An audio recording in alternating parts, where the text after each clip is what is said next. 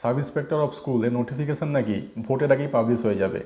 এবং সেই নিয়ে প্রচুর রিকোয়েস্ট এসেছে যে স্যার আপনি খুব তাড়াতাড়ি ভিডিও বানান, যে এর জন্য বেস্ট বুক লিস্ট কী হবে এবং এই বুকগুলোর আমরা কোন অংশটা পড়বো আর কোন অংশটা ছাড়বো, সেটা প্রিভিয়াস ইয়ার্সের যে প্রশ্ন সেটাকে অ্যানালাইজ করে একটা স্ট্র্যাটাজি ভিডিও দিন, যাতে আমরা প্রথম চান্সেই এই এক্সাম দিয়ে ক্র্যাক করতে পারি। তো তাদেরকে আমি বললাম যে তোমরা যখন রিকোয়েস্ট করছো নিশ্চয়ই এই সংক্রান্ত ভিডিও আসবে, এবং যদি তোমরা সেই মতো প্রিপারেশান নাও তোমরা নিশ্চয়ই এক্সাম দিয়ে ক্র্যাক করতে পারবে। কিন্তু প্রশ্ন হচ্ছে তোমরা এই নিউজটা পেলে কোথা থেকে যে ভোটের আগে এই নোটিফিকেশান আসবে? কারণ আমার কাছে তো এরকম কোনো নিউজ নেই। এর উত্তরে প্রায় প্রত্যেকে যেটা বলছে যে কেন, বিভিন্ন ফেসবুক গ্রুপ এবং চারিদিকে সবাই তো তাই বলছে যে ভোটের আগেই নাকি সাব ইন্সপেক্টর অফ স্কুলের নোটিফিকেশান এসে যাবে। এখন ব্যাপারটা হচ্ছে এই সবাই যারা এই বছর ফেব্রুয়ারি মাসে বলছে যে ভোটের আগে নোটিফিকেশান এসে যাবে, এই সবাই বা এই সবাইয়ের মধ্যে অনেকে আগের বছর কিন্তু ঠিক এই ফেব্রুয়ারি এবং মার্চ মাস নাগাদ বলেছিল 2023 সালে যে এই বছর আগস্ট মাসের মধ্যে নাকি সাব ইন্সপেক্টর অফ স্কুলের নোটিফিকেশান পাবলিশ হয়ে যাবে। যারা তোমরা প্রথম ক্যান্ডিডেট যদি একটু মনে করে দেখতে পারো মনে পড়তে পারে, আর যারা নতুন ক্যান্ডিডেট ইউটিউবে সার্চ করবে দেখতে পাবে যে এক বছর আগেও কিন্তু এরকম একটা রব উঠানো হয়েছিল। কিন্তু দেখো সেই বছর মানে আগের বছর আগস্ট পেরিয়ে পুরো বছর পেরিয়ে গেছে, নোটিফিকেশান আসেনি। এই বছর আবার ফেব্রুয়ারি মাসে নতুন করে সেই একই রব উঠানো হচ্ছে। এখন ব্যাপারটা হচ্ছে আগের বছরও কোনো অথেন্টিক সোর্স ছিল না, নোটিফিকেশান আসেনি। এই বছরও কিন্তু সেই অর্থে কোনো অথেন্টিক সোর্স নেই। আগের বছর এই ফেক নিউজটা ছড়ানো হয়েছিল কোচিং সেন্টারগুলোতে, বিশেষ করে ছোটো ছোটো ইউটিউবে যে সমস্ত ছোটো ছোটো কোচিং সেন্টার গজিয়েছে বা ফেসবুকে যেগুলি গজিয়েছে সেখানে ক্যান্ডিডেটকে টানার জন্য ছড়ানো হয়েছিল। আর এই বছর কী উদ্দেশ্যে ছড়ানো হচ্ছে সেটি কিন্তু আমারও জানা নেই। কিন্তু আগের বছর আমি কোনো ভিডিও বানাইনি এই সংক্রান্ত, যখন দেখছি যে এই বছর সেই একই জিনিস করা হচ্ছে তাই কিন্তু আমি এই ভিডিওটা বানাচ্ছি। যারা তোমরা আমার এই ভিডিওটা দেখার আগে পর্যন্ত জানতে না যে চারিদিকে একটা ফেক নিউজ ঘুরছে সাব ইন্সপেক্টর অফ স্কুলকে নিয়ে, তারা কিন্তু সেফ জোনে রয়েছো। কীরকম সেফ জোনে? এই সমস্ত ফেক নিউজগুলো যেই মারফত আসে তোমরা কিন্তু তাদের সঙ্গে এখন যুক্ত হওনি, তাই তোমরা এই ব্যাপারটা জানতে না। আর আমার ভিডিও দেখার আগে যারা জেনে নিয়েছো, মানে এই ফেক নিউজটা জেনে নিয়েছো, তাদেরকে বলবো তোমরা কিন্তু একটা ফেক নিউজের যে অ্যাটমসফিয়ার, যেখানে কোচিং সেন্টার চালানোর জন্য এই সমস্ত ফেক জিনিস ছড়ানো হয়, তোমরা কিন্তু তার মধ্যে রয়েছো।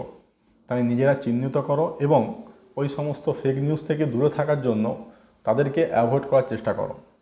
একটা ফেসবুক গ্রুপ রয়েছে যেখানে সবার প্রথম এই নিউজটি দেওয়া হয় এবং ওই পোস্টটিতে প্রচুর রিচ বেড়ে যাওয়ার জন্যে অন্যান্য যে সমস্ত গ্রুপ রয়েছে তারাও কিন্তু একের পর এক ওই একই জিনিস পোস্ট করা শুরু করে এবং চারিদিকে সবাই ধরে নেয় যে সাব ইন্সপেক্টর অফ স্কুলের নোটিফিকেশান খুব শীঘ্রই আসতে চলেছে।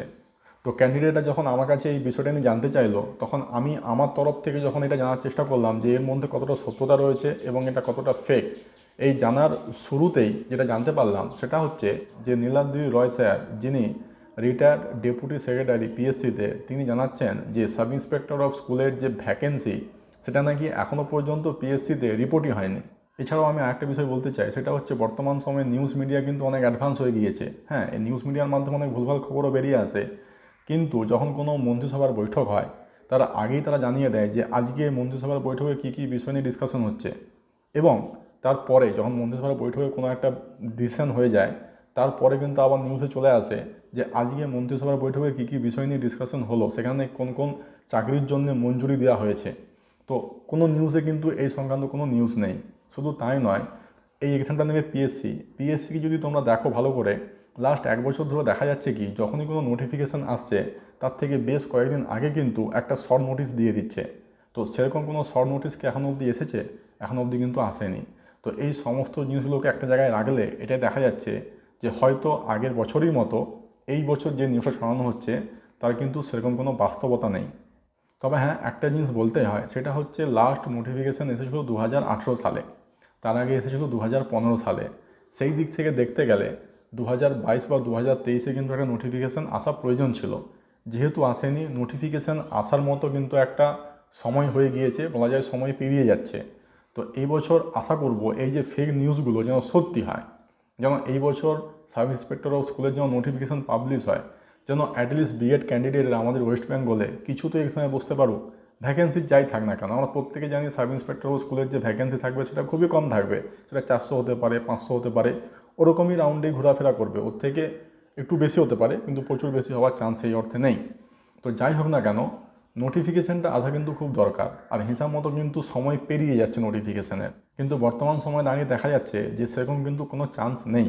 কারণ এখনও পর্যন্ত সত্যিকারের যদি পাবলিক সার্ভিস কমিশনে এই বিষয়ে ভ্যাকেন্সি রিপোর্ট না হয়, তাহলে কিন্তু এই বছর নোটিফিকেশান যদি এসেও থাকে সেটা কিন্তু অনেক দেরি হবে, ভোটের আগে আসা কিন্তু সম্ভব নয় সেই অর্থে। তো এখন দেখার বিষয় নোটিফিকেশান কবে আসে। তো এরপরও যদি কারো মনে হয় যে আমি এই এক্সামের সম্বন্ধে ডিটেলস জানতে চাই, বুক লিস্ট জানতে চাই, তাহলে অবশ্যই কমেন্ট করো, সেই বিষয়ে কিন্তু একটা ডিটেলসের ভিডিও দেওয়া যেতে পারে।